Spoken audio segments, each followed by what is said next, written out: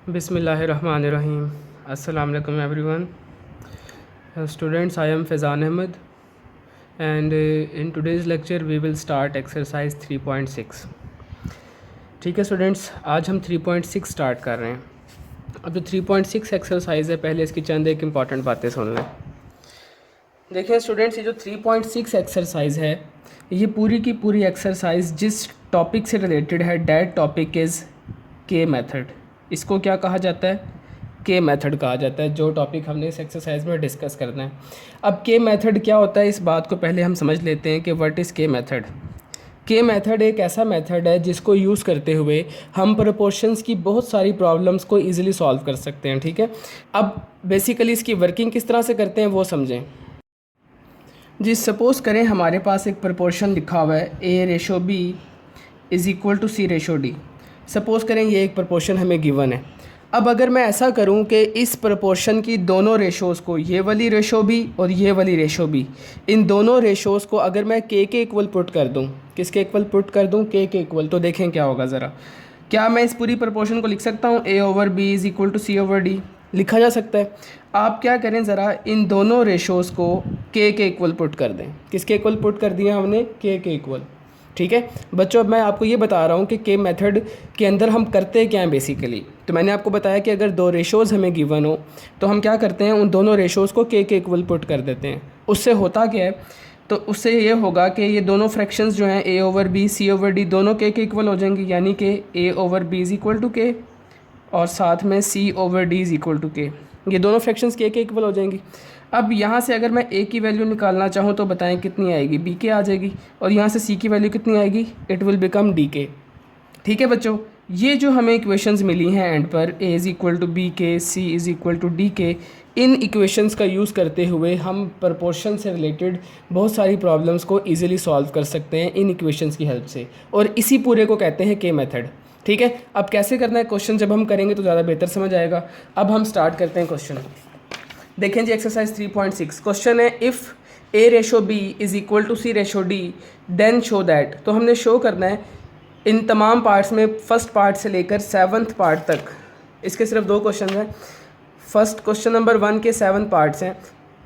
इन सब पार्ट्स में करना बच्चों हमने ये है कि हमने शो करना है कि लेफ़्ट हैंड साइड का आंसर और राइट हैंड साइड का आंसर दोनों इक्वल हैं। जस्ट इतना सा काम है। करेंगे कैसे, अब स्टार्ट करते हैं। मैं इसका करवा रहा हूँ आपको फर्स्ट पार्ट।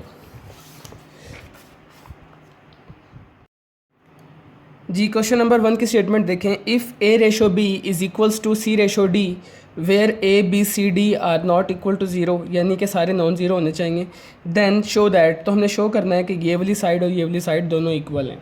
ठीक है, करेंगे कैसे, अब वर्किंग ध्यान से समझनी है आपने।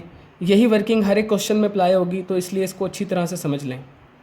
सबसे पहला काम आपने ये करना है कि जो आपको ये प्रपोर्शन गिवन है, ये वाला, इसको लेट कर लें के इक्वल। किसके इक्वल लेट कर लें? के इक्वल। तो मैं इसको लिख सकता हूँ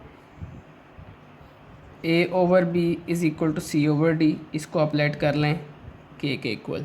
ठीक है, तो मुझे बताएं यहाँ से A की वैल्यू कितनी आएगी? यहाँ से A की वैल्यू B, यहाँ पे डिवाइड इधर आके मल्टीप्लाई होगा तो it will become BK। Similarly यहाँ पे C D उधर जाके मल्टीप्लाई होगा तो DK बन जाएगा, तो C की वैल्यू आ गई DK। ठीक है, इतना काम तो आपने हमेशा करना है हर क्वेश्चन में। जो रेशो आपको गिवन होगी, जो प्रोपोर्शन गिवन होगा, उसको के इक्वल पुट कर दें फ्रैक्शंस की फॉर्म में लिखने के बाद, और वहाँ से जो न्यूमरेटर में वैल्यूज़ लिखी होंगी उनकी वैल्यूज़ निकाल लेनी है। जैसे A की वैल्यू मैंने निकाल ली BK, C की वैल्यू निकाल ली DK। ठीक है, अब आप लेफ़्ट हैंड साइड लें। लेफ़्ट हैंड साइड है हमारे पास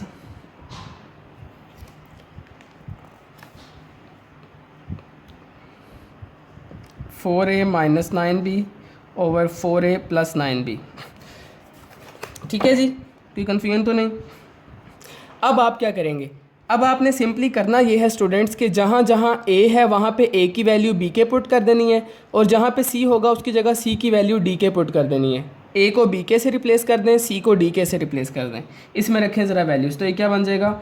it will become 4 as it is. A की वैल्यू आ गई BK माइनस 9, B है, B की तो कोई वैल्यू है ही नहीं हमारे पास, तो B को एज इट इज़ छोड़ दें। ठीक है ना, हमारे पास सिर्फ A और C की वैल्यूज़ हैं। नीचे आ जाए, नीचे 4 एज इट इज़, A की जगह अगेन BK और plus 9B as it is. यहाँ तक आ गए, कोई कन्फ्यूजन तो नहीं है। अब ज़रा देखें आगे, सिंप्लीफाई कर लें इसे। जब मैं ब्रैकेट को ओपन करूँगा it will become 4b minus 9b और नीचे भी हो जाएगा 4b प्लस 9b। यहाँ तक कोई कन्फ्यूजन तो नहीं है? ठीक है स्टूडेंट्स।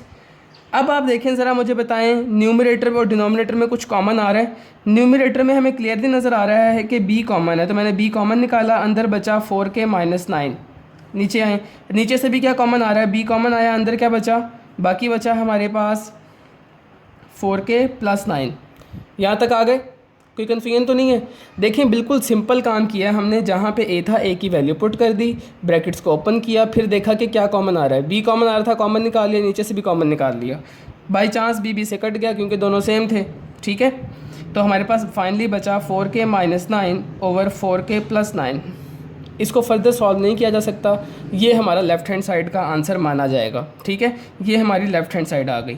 अब हम क्या करेंगे, अब हम राइट हैंड साइड को टेक करेंगे और राइट हैंड साइड को भी सॉल्व करके देखेंगे कि उसका आंसर क्या आता है। अब देखें राइट हैंड साइड को टेक करते हैं। राइट हैंड साइड है हमारे पास 4c minus 9d, 4c minus 9d divided by 4c plus 9d। ठीक है जी, 4c प्लस 9d। अब आप इसके अंदर वैल्यूज़ रखें। देखें c की वैल्यू हमारे पास कितनी है, 4 तो एज इट इज़ आ गया, c की वैल्यू है dk, तो c की जगह dk आया, minus 9d as it is, क्योंकि d की वैल्यू नहीं है हमारे पास। अब नीचे आए, डिनोमिनेटर में 4 एज इट इज़, c की जगह अगेन आ गया dk और minus 9 plus 9d as it is. ठीक है, यहाँ तक कोई मसला तो नहीं? अब आप क्या करें, इधर ही मैं साइड पे कर रहा हूँ इसको, यहाँ पे ज़रा ब्रैकेट्स को मल्टीप्लाई करते हैं। जब ब्रैकेट्स को मल्टीप्लाई करूँगा तो ये बन जाएगा मेरे पास 4dk minus 9d divided by 4dk plus 9d। यहाँ तक आ गए। अब ऊपर से देखें क्या चीज़ कॉमन आ रही है न्यूमरेटर में, न्यूमरेटर में d कॉमन है, तो d कॉमन निकाल लें, अंदर बचा 4k माइनस 9, नीचे से भी d कॉमन आया, अंदर बचा 4k प्लस 9, d के साथ कैंसिल आउट, फाइनली हमारे पास बचा 4k minus 9 over 4k plus 9। यहाँ तक आ गए?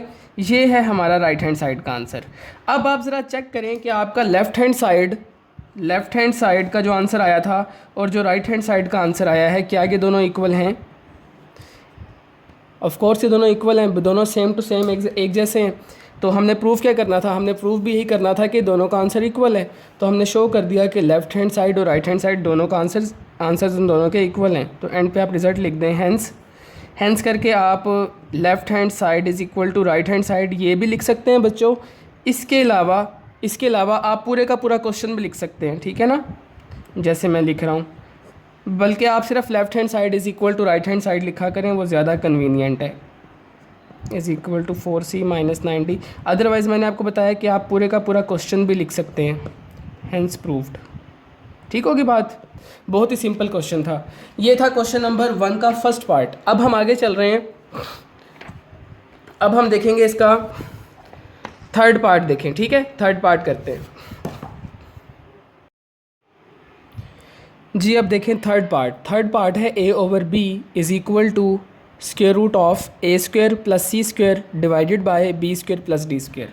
ये क्वेश्चन है। करेंगे क्या, स्टार्टिंग वही है। सबसे पहले मैंने आपको बताया था कि जो रेशो आपको गिवन है, ये वाली रेशो, इस पूरे को k के इक्वल लेट करें, यानी कि पहले k मेथड अप्लाई करके अपनी वो वैल्यूज़ फाइंड कर लें। Let a over b is equal to c over d is equal to k। दोनों को k के इक्वल रखा, यहाँ से a की वैल्यू कितनी आ गई b के, और c की वैल्यू कितनी आ गई d के आ गई। ठीक है, अब आप लेफ़्ट हैंड साइड लें। लेफ़्ट हैंड साइड क्या है बच्चों हमारे पास, इस क्वेश्चन में लेफ़्ट हैंड साइड है a ओवर b। बहुत ही सिंपल क्वेश्चन है। a ओवर b लिखा, a की वैल्यू कितनी है मेरे पास b के, तो a की जगह मैंने b के लिखा, नीचे वाला b एज इट इज़। आपको क्लियरली नज़र आ रहा है कि b से कट रहा है, कैंसिल कर दिया, बाकी बचा हमारे पास k। ये लेफ़्ट हैंड साइड का आंसर आ गया। अब राइट हैंड साइड पर आएँ। राइट हैंड साइड क्या है हमारे पास, that is square root of a square plus c square divided by b square plus d square. अब वही काम इधर भी करें आप, वैल्यूज़ पुट कर दें a की और c की।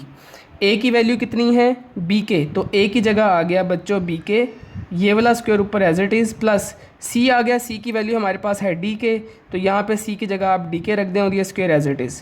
बात समझ आई यहाँ तक? नीचे है b square plus d square, ना तो b की वैल्यू है हमारे पास, ना ही d की वैल्यू है। आप इन दोनों को एज इट इज़ ही रहने दें। ठीक होगी बात? यहाँ तक कोई मसला तो नहीं है? अब आप स्क्वायर रूट के अंदर जो स्क्वायर्स ओपन हो रहे हैं इन्हें ओपन करके सिंप्लीफिकेशन करें जस्ट, तो ये बन जाएगा बी स्क्वायर के स्क्वायर प्लस डी स्क्वायर के square divided by B square plus D square. यहाँ तक आ गए। अब आप देखें ऊपर न्यूमरेटर में के स्क्वायर कॉमन आता हुआ नज़र आ रहा है, तो आप कॉमन निकाल लें। बाकी बचा हमारे पास B square plus D square divided by denominator में B square plus D square as it is. यहाँ पे कुछ नहीं हो सकता डिनोमिनेटर में, तो वो मैंने एज इट इज़ ही रख दिया। अब आप क्लियरली देखें, आपको ये वाला पूरा फैक्टर और ये वाला फैक्टर कैंसिल होता हुआ नज़र आ रहा है। बाकी क्या बचा हमारे पास, अंडर रूट में बचा के स्क्वायर, और के स्क्वायर का अंडर रूट क्या होता है बच्चों, डेट इज़ के। ठीक है। अब आप देखें लेफ्ट हैंड साइड का आंसर भी क्या आ गया, राइट हैंड साइड का आंसर भी क्या आ गया। एंड पे लिख दें hence left hand side is equals to right hand side. So simple.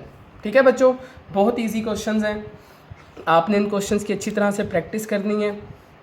ठीक है ना, क्योंकि मैथमेटिक्स जो है ये आपको प्रैक्टिस से ही आएगा। आपको मैं एक बात बताता हूँ, बहुत इंटरेस्टिंग है। मैथमेटिक्स को उर्दू में कहते हैं रियाजी। ठीक है, रियाजी कहा जाता है मैथमेटिक्स को, रियाजी। ये जो रियाजी वर्ड है ना बच्चों, ये निकला है रियाज से। किससे निकला है, रियाज से। और रियाज का मतलब क्या होता है, रियाज का मतलब होता है किसी चीज़ को बार बार रिवाइज करना, किसी चीज़ की प्रैक्टिस करना।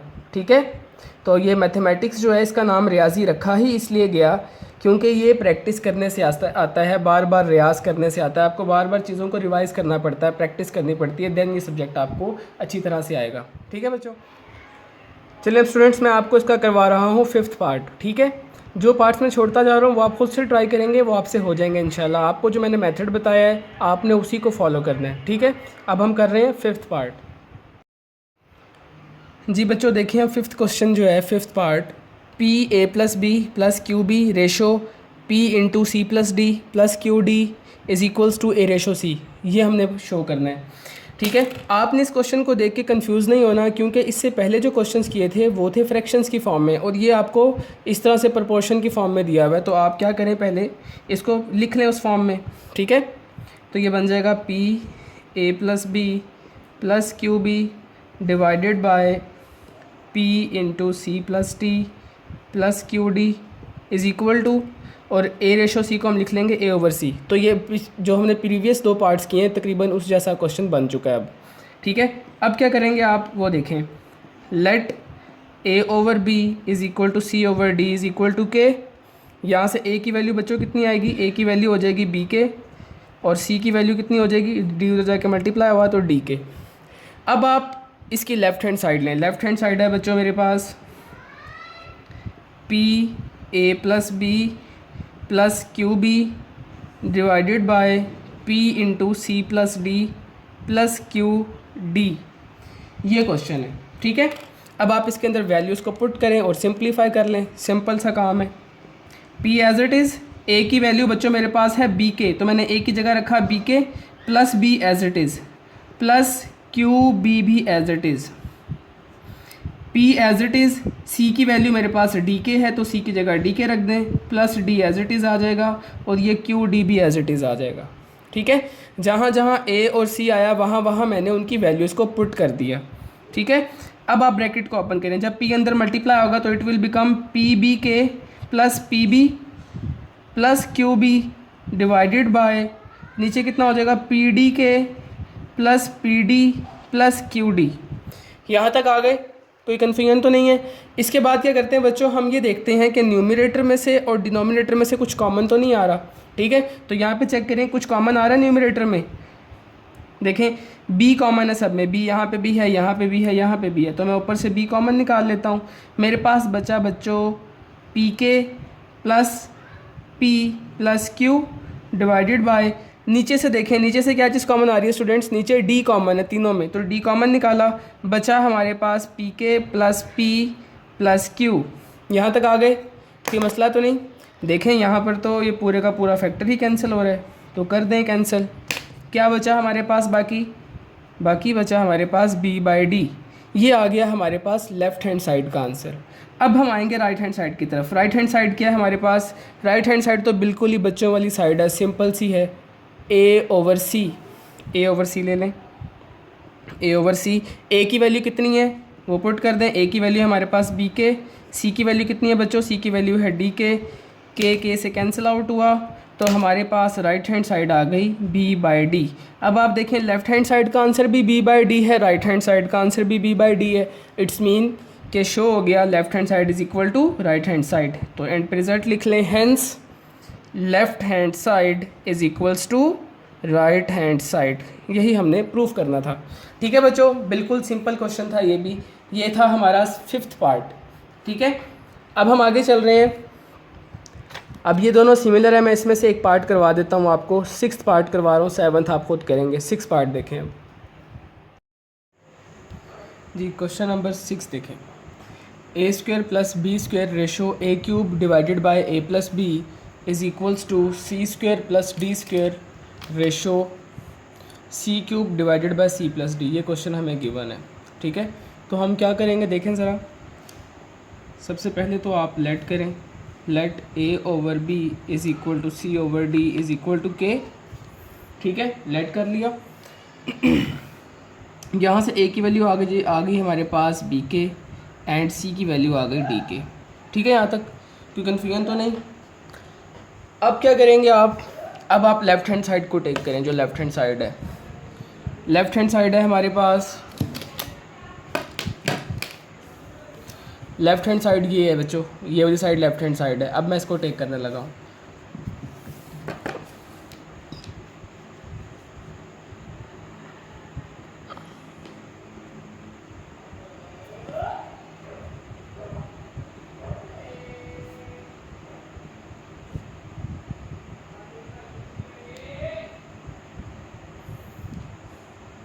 ये है जी लेफ़्ट हैंड साइड। अब देखें, इसको पहले फ्रैक्शन की फॉर्म में लिखेंगे हम, तो ये बनेगा ए स्क्वायर प्लस बी स्क्वायर। तो मैं इस फ्रैक्शन को लिख सकता हूँ डिवाइडेड बाय। ठीक है, इस पूरी वैल्यू को इसके नीचे लिखने के बजाय मैं इसको डिवाइडेड बाय की फॉर्म में लिख रहा हूँ, divided by A cube over A plus B. यहाँ तक आगे कोई कन्फ्यूजन तो नहीं। ठीक है, अभी हम बच्चों क्या कर रहे हैं, अभी हम इसके अंदर वैल्यूज़ पुट नहीं कर रहे ए और सी की, अभी हम इसको सिंप्लीफाई कर रहे हैं। ठीक है, तो ये हो जाएगा ए स्क्वायर प्लस बी स्क्वायर। हम जानते हैं अगर दो फ्रैक्शंस के दरमियान में डिवीजन का साइन हो तो उसको मल्टीप्लाई में कन्वर्ट कर देते हैं, और जो फ्रैक्शन है उसका रेसिप्रोकल हो जाता है। तो it will become A plus B over A cube. ये ऊपर चला गया, वो नीचे आ गया। ठीक है, अब आप इनको मल्टीप्लाई करके लिख दें तो it will become A square plus B square into A plus B. ये ऊपर वाली वैल्यूज़ मल्टीप्लाई हो जाएंगी और नीचे बन गया ए क्यूब। अब आप इसके अंदर वैल्यूज़ पुट करें। ठीक है, ए की वैल्यू हमारे पास बी के है और सी की वैल्यू डी की है, वो इसमें पुट करें। तो ए की जगह आ गया बी के square as it is plus B square as it is. ठीक है, अब अगली ब्रैकेट देखें, ए की जगह आया बी के और ये वाला plus B as it is whole divided by B के होल क्यूब। यहाँ तक आ गए, कोई कन्फ्यूजन तो नहीं। अब आप क्या करेंगे, सिंप्लीफाई करें। ये जो ब्रैकेट स्क्वायर जब मैं ओपन करूँगा तो बी स्क्वायर हो जाएगा, के स्क्वायर दोनों का स्क्वायर हो गया, और plus B square into B K plus B divided by cube जब ओपन करेंगे it will become B cube K cube. ठीक है, यहाँ तक। अब आप देखें बच्चों, आपको क्लियरली नज़र आ रहा है कि जो फर्स्ट ब्रैकेट है इसमें से बी स्क्वायर कॉमन आ रहा है और जो सेकंड ब्रैकेट है उसमें से बी कॉमन आ रहा है। ठीक है, तो मैं फर्स्ट ब्रैकेट में से बी स्क्वायर कॉमन ले रहा हूँ और सेकंड ब्रैकेट में से बी कॉमन ले रहा हूँ, तो वो भी मैं इधर ही लिख रहा हूँ। ठीक है, इस दोनों को साथ साथ लिखा है मैंने। फर्स्ट ब्रैकेट में से बी स्क्वायर आया है और सेकंड में से बी आया है, तो फर्स्ट ब्रैकेट में हमारे पास बचा के स्क्वायर प्लस 1 और सेकंड ब्रैकेट में क्या बचा, के प्लस 1 डिवाइडेड बाय नीचे है बी क्यूब के क्यूब। ये वाला बी क्यूब इस बी स्क्वायर बी के साथ कैंसिल हो जाएगा क्योंकि ये भी बी क्यूब बनेगा और ये बी क्यूब नीचे है, तो दोनों कैंसिल आउट हुए। हमारे पास फाइनली बचा के स्क्वायर प्लस 1 इंटू के प्लस 1 डिवाइडेड बाय के क्यूब। यहाँ से आगे फर्दर सॉल्व नहीं किया जा सकता ऐसे। ठीक है, यहीं तक इसकी सिंप्लीफिकेशन पॉसिबल थी। ये है लेफ़्ट हैंड साइड। अब हम क्या करेंगे, अब हम राइट हैंड साइड को टेक करेंगे। राइट हैंड साइड हमारे पास ये है, अब मैं इसको टेक करने लगा हूँ। तो देखें ज़रा, राइट हैंड साइड है हमारे पास C square plus D square ratio C cube divided by C plus D, ये गिवन है। अब इसको भी उसी तरह से सिंप्लीफाई करें। C square plus D square, ratio का मैं डिवाइड के साइन में कन्वर्ट कर सकता हूँ क्योंकि रेशो का मतलब डिवाइड ही होता है। अब डिवाइड को किस में कन्वर्ट कर लेंगे अगले स्टेप में हम बच्चों, मल्टीप्लाई में, जैसे ऊपर किया था। तो ये इसका रेसिप्रोकल हो जाएगा, सी प्लस डी ऊपर आ जाएगा, सी क्यूब नीचे। अब इन दोनों को आप मल्टीप्लाई कर दें तो it will become C square plus D square into C plus D divided by C cube. यहाँ तक आ गए। कोई मसला तो नहीं है। अब आप सी की वैल्यू पुट कर दें। सी की वैल्यू हमारे पास कितनी थी, डी के, वो रख दें यहाँ पर। तो इधर आ गया सी की जगह D K square as it is plus D square as it is into C की जगह D K plus D as it is whole divided by C cube की जगह आ गया डी के का होल क्यूब। ठीक है, सी की जगह हमने उसकी वैल्यू रख दी है। अब आप इसको भी सिंप्लीफाई कर लें तो ये हो जाएगा D square K square plus D square into D K plus D whole divided by, नीचे जब मैं क्यूब ओपन करूँगा तो डी का क्यूब भी हो जाएगा और के का क्यूब भी हो जाएगा। ठीक होगी बात यहाँ तक। अब आप क्या करेंगे, अब देखें इधर से ऊपर इन दोनों ब्रैकेट्स में से कॉमन आ रहा है कुछ, इधर से डी स्क्वेयर कॉमन आ रहा है, इधर से डी कॉमन आ रहा है, वो कॉमन निकाल लें। तो डी स्क्वेयर फर्स्ट ब्रैकेट से निकाला मैंने और सेकंड ब्रैकेट में से डी कॉमन निकाला। ठीक है, तो ये मल्टीप्लाई के फॉर्म में निकलेंगे बाहर और अंदर बचेगा हमारे पास के स्क्वेयर प्लस 1 इंटू के प्लस 1।